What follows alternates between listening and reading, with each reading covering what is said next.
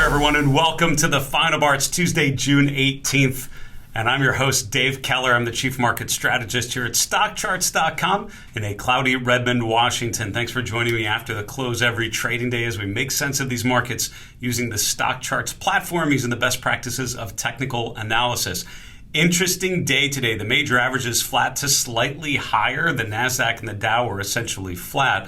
What's interesting is some of the news underneath the hood. Even though the major benchmark's relatively choppy, we have an issue bubbling up, if not bubbling over, in the Technology Sector ETF, the XLK, which I'll talk to you about. We have breadth conditions improving a little bit, as a lot of individual stocks are actually having a decent up move. It's not just semiconductors. As a matter of fact, 10% of the S&P made a new 52-week high today.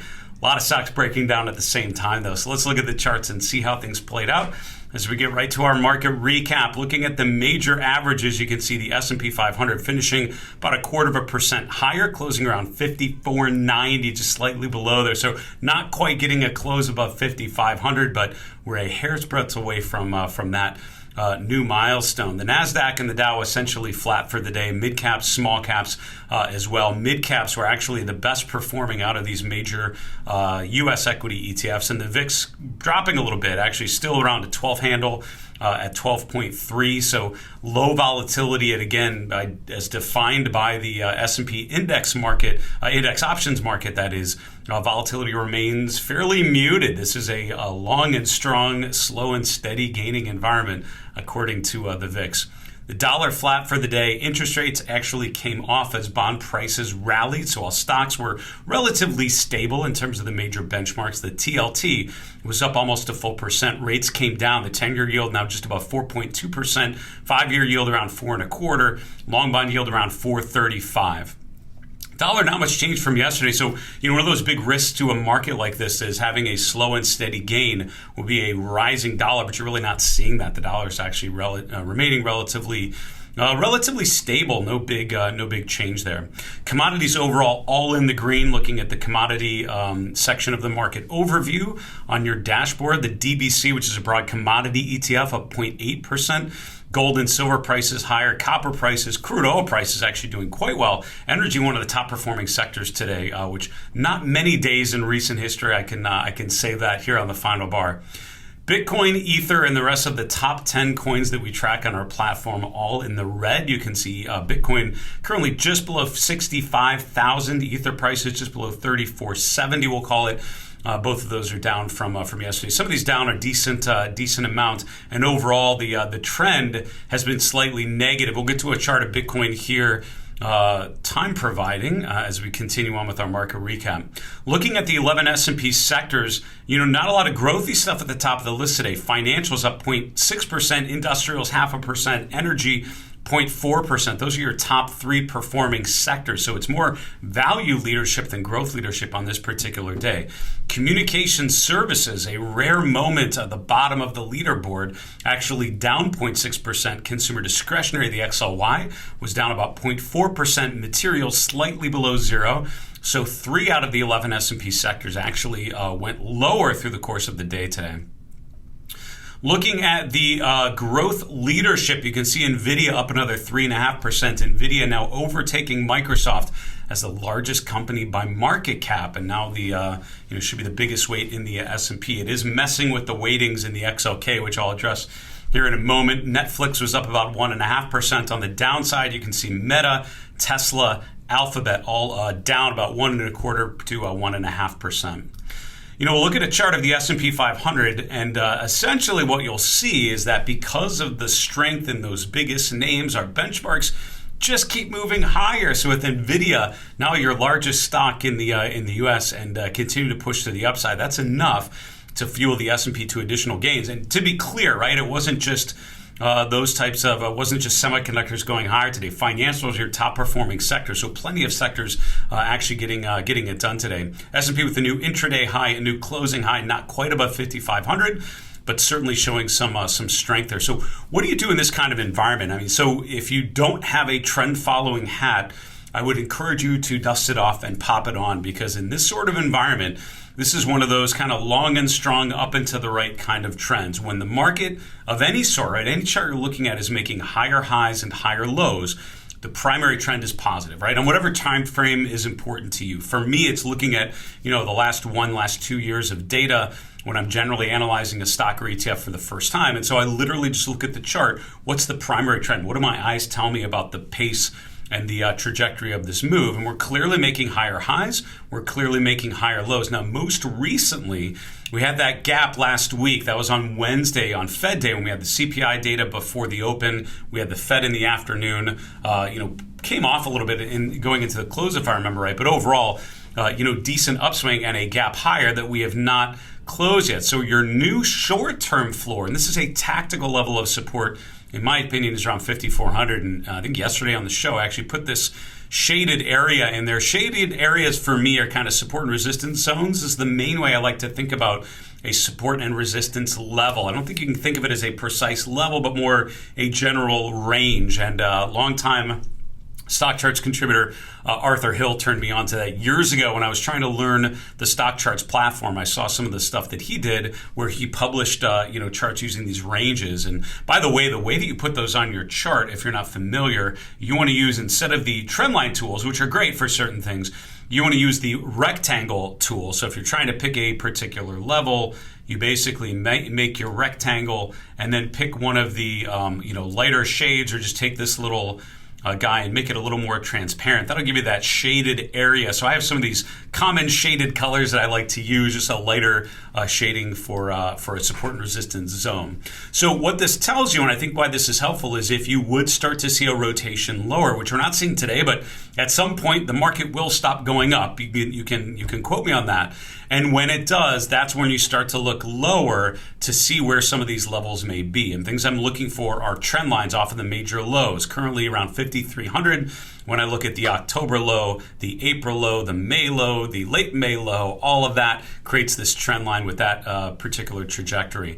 The most recent gap that I just mentioned is just below 5,400, kind of 5,380 to 5,400, we'll call it. So that's your initial support. So as long as we remain above that support level on any pullback, this is a clear uptrend. If that would break, that's when you start to reassess, right? So we have a series of support levels below current levels, everywhere between 5,400 down to 5,200, which would be the swing low from late May. That's your downside. That's your, I guess that's the room for the market to pull back and still be within a primary uptrend. Until and unless we break below 5,200, which would make a lower low, then the primary trend is still up. And that's the benefit of taking a step back and just looking at these general movements in a chart like the S&P 500. I would encourage you, one of the best things to do is stick with trends that are working and let the chart tell you when the trend is no longer working. Chart of the S&P continues to be in a primary uptrend by any definition that I would probably share with you. In terms of market breadth conditions, we've talked quite a bit about how the breadth overall has been not particularly supportive given the strength that we're seeing in the S&P. Usually in this sort of environment where the S&P is driving higher in May and June, you would usually see an expansion in breadth as more and more stocks are participating. Now today was actually a pretty decent day, and so far this week you've actually seen more and more stocks starting to participate. It is still far below the levels of comfort, right? About a 50-50 split in terms of stocks above their 50-day moving average in the S&P 500 as an example of that. But this is a chart that's part of my Mindful Investor Live chart list. We'll have a link in the comments below the video here to access this list. You're all welcome to explore them and save them to your login if you're a Stockcharts member. And basically what you're seeing here are the S&P 500, the new highs minus new lows on the New York Stock Exchange, the actual number of stocks making a new 52-week high and new 52-week low. That's using common stocks only there. And then at the bottom, the S&P 500. So when this is showing a value of 52, that means literally 10%, 52 out of the 500 S&P 500 stocks finished today higher than they started. Only 5 out of the 500 companies, or 1%, actually made a new 52-week low today. So we're starting to see this week more and more S&P 500 members not just finish higher, but actually make a new 52-week high. And I think that's an important important thing to pay attention to. Now, one thing to note before we go through some individual names and continue on with the show is just to talk about what's happening in the technology sector. Here's the thing. When you look at a stock like Nvidia, it obviously has become bigger and bigger. We recently had that 10-for-1 split, so it would have been up in like 1350 or so. Now it's down, it's up to around 135, but obviously a huge uptrend that has continued to be stronger and stronger. It's now over 3 trillion market cap, and this week has now eclipsed Microsoft, at least for now, as the largest company in the S&P 500. Here's the thing. If you look at the weightings in the XLK, latest weightings, Microsoft around 22%. That's the biggest weight. Apple around 22%. Then there's a big gap down to Nvidia around 6%. And then after that, it's Broadcom, AMD, Qualcomm, all sort of in the 2 to 6% range. So what happens is when these ETFs rebalance, which is usually quarterly, you have to reshuffle. And because Nvidia has grown so exponentially just in the last couple months, it now becomes the largest weight in the XLK. But here's the problem. Because you have Nvidia and Microsoft and Apple, 1, 2, 3, all huge market caps and all dominating size-wise, they far outweigh the rest of the stocks in the XLK. You have an overweight problem. And actually, if you look at the prospectus, if you look at the details behind the sector spiders like the XLK, they can't have that many stocks making up 50% of the ETF. They actually have to start lightening up and underweighting. Instead of using market cap, they have to use an adjusted market cap, and they can't have as much of the name. So Microsoft and Nvidia will become the biggest weights, probably 20 to 25%. Then there now will be a big gap down to Apple, which will be in the single digits. So even though Apple is still a huge name, just because of the structural limitations of the XLK, and they have language in the prospectus to limit it, to make it not too ridiculously top heavy, Apple all of a sudden is a much smaller weight than its market cap would justify because of the straight size of it. What does this mean? This means that even though Apple is a huge technology company, you won't have as much Apple exposure if you buy XLK than if you bought it before, because they will have to underweight it relative to what it's been. So Apple right now is 22% of the XLK. It'll start being like 5 to 10%. So good reminder here, and then I'm sorry if that was a little too detailed. In my Fidelity days, we spent a lot of time thinking about benchmarks, thinking about weights, running into those issues, especially with a benchmark like the XLK or something. Anytime you'd have a small number of stocks that became so big, their market caps would be too big, and all of a sudden that would be creating issues, and you'd have to change the weight because you couldn't have too much in any one particular stock. And it's a reminder also, I think, when we think of the S&P 500, we think of it as, generally speaking, a static group of stocks, and you're looking at this basket of stocks and how they move. You think of the XLK as this group of companies and how they're doing. The weightings in those ETFs change, right, because of limitations like the ones that I described. So if you Google XLK weighting issue or something, I'm sure you'll find plenty of articles talking about this benchmark issue that is going to come out. Net result, Apple will have to be underweight in the XLK versus what it should be. Nvidia is going to have to be a much bigger weight as a result. Probably expect that to be a very bullish outcome for Nvidia, as if we need it anymore, because companies that and firms that want to benchmark to the technology sector will need to own a lot more Nvidia than they did up until today. So that's something that just happened. Nvidia now, by the way, the top ranked stock in our large cap scooter rankings, continuing to dominate our thinking and dominate our benchmarks more and more, to the detriment of stocks like Apple. If you have further questions, by the way, don't forget to drop a comment below the video here on YouTube. We'll either be able to write you a quick comment back, or maybe address it on our next mailbag show and help you make sense of issues like this that come up. To finish off our show, let's talk about some of the stocks and groups on the move. Home builders, part of the parts of the S&P doing a little bit poorly. And by the way, there was a little issue with the dashboard that I saw. So as a reminder, if you bring up a chart list, so I have a chart list bringing in the members of the S&P, you can bring up the summary tab on that chart list on Stockcharts and easily sort by percent return. So in preparing for the show, that's what I was doing to look at stocks and sectors on the move. On the downside, you'll notice a lot of home builders here. We have Lennar Corp, we have D.R. Horton, Pulte, and others in the top 10 worst performers today. And looking at something like, let's look at Lennar as a good example here. What's interesting about home builders is they're not horrible until today, right? And I think one of the arguments for a chart like Lennar is that it was no longer in a primary uptrend, arguably, right, which we saw off the October low of last year. Q1 was actually quite strong for Lennar, made a new 52-week high around 170 at the end of March. But then from there, we pulled back to support around 150. We then retested resistance around 170. We then bounced off of support a couple times.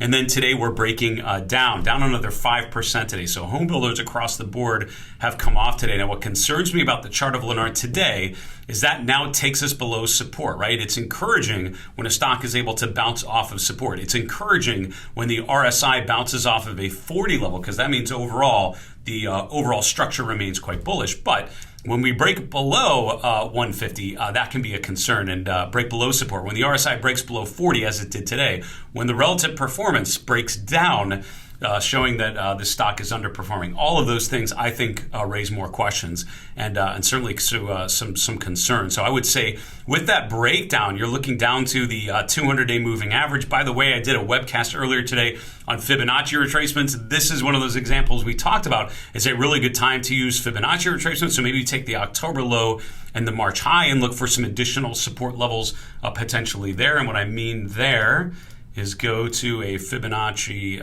analysis, and generally speaking, take the first, the primary low, the most significant low, the most significant high.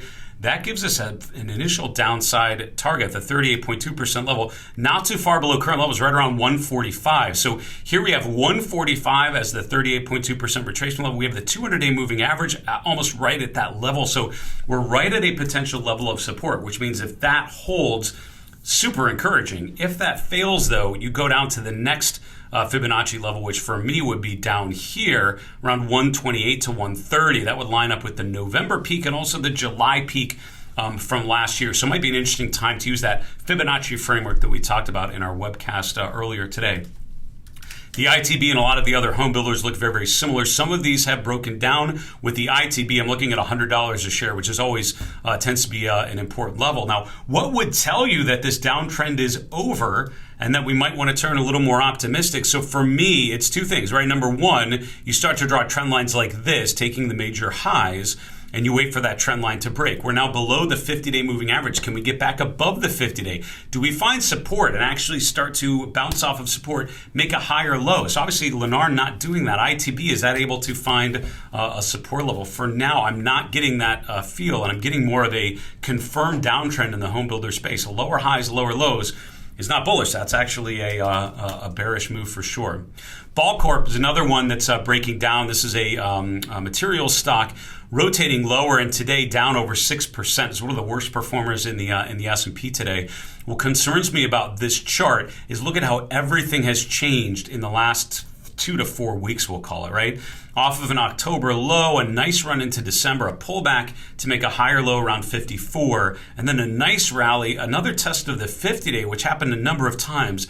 But over the last week or two, now that's failed. Instead of making higher highs, we've stalled out and have been unable to get above that April peak around 71. Instead of making higher lows, we're breaking to a new swing low, undercutting the late May low around 66. Instead of being above an upward sloping 50-day moving average, we're now below it, and it's sloping downwards. Instead of the RSI bouncing around 40, which is sort of the buyable dip setup, the RSI is breaking below 40 on pullback. So this is a stock that, in my assessment, has rotated from more of a bullish phase, an accumulation phase, to more of a distribution phase. Lower highs, lower lows, weaker momentum, below downward sloping moving averages. That's a cause for concern. I think Ball Corp may just may be the beginning of further downside to be had there.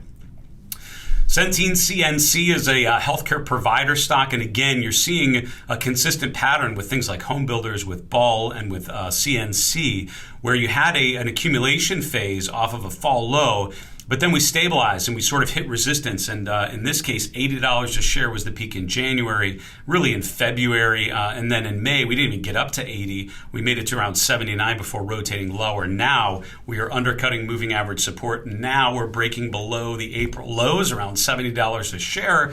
And now we're heading downward. So if you have a contrarian hat, which I don't wear very often, it could be encouraging when we make, if and when we would get down to the long-term lows around the 2023 low, around $62 a share. The weekly chart shows you how that level has ended up being a pretty meaningful level. So, CNC down there could be interesting from a contrarian perspective. This is what concerns me though, right? The momentum is weak. The trend is down on the weekly chart.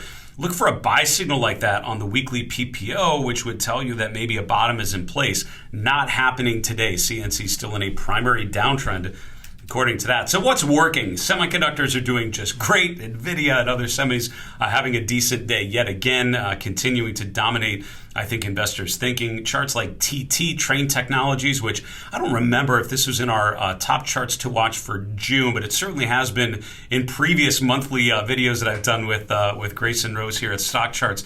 I know TT has come up in some of those. We've certainly talked about building materials, making another new 52-week high today, up another 3%. And again, that one day is not what gets me excited. It's this consistent uptrend. Look at this basing pattern, the resistance around 210, and we break out. We make another level, we gap higher. We trade up to 300, we stabilize, we gap higher. And you can see higher highs, higher lows, remaining above upward sloping moving averages. The momentum relatively strong. This is the type of chart why a trend following works, because stocks like this continue to work.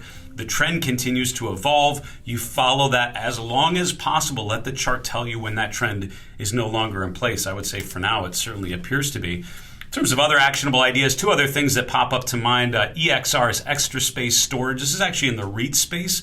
Some of these storage names like public storage and extra space storage are in this group. A gap higher over the last week, gapping above resistance around 150.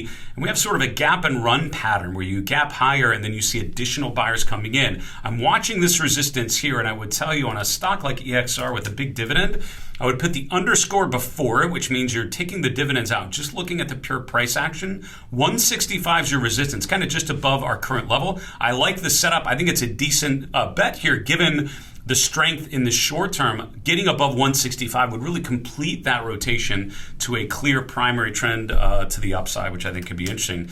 And then within healthcare, which was CNC we mentioned as a breakdown, Cardinal Health actually doing the opposite, right? Had been heading lower below to downward slope, or at least a downward sloping 50-day. The 200-day was still sloping up, but we'd gone below it. Bounced off of a 95 level today, back above moving average resistance, momentum improving with the RSI pushing above 60. I love that sort of move off of the lows, right? Bouncing off of a low, but then making a new swing high. Love to see a higher low, which would sort of validate that primary uptrend maybe re-emerging. But overall, stocks like this are working. So what's interesting is while the major benchmarks sort of sideways today, as you can see, looking underneath the hood, a lot of movements in the S&P 500 names alone. And on top of that, outside in mid caps and small caps, quite a lot of movement. Make sure you're using the charting and technical analysis tools on Stockcharts to really identify those trends, define those trends, and recognize when there is a change of character, a change of trend. A lot of those leading names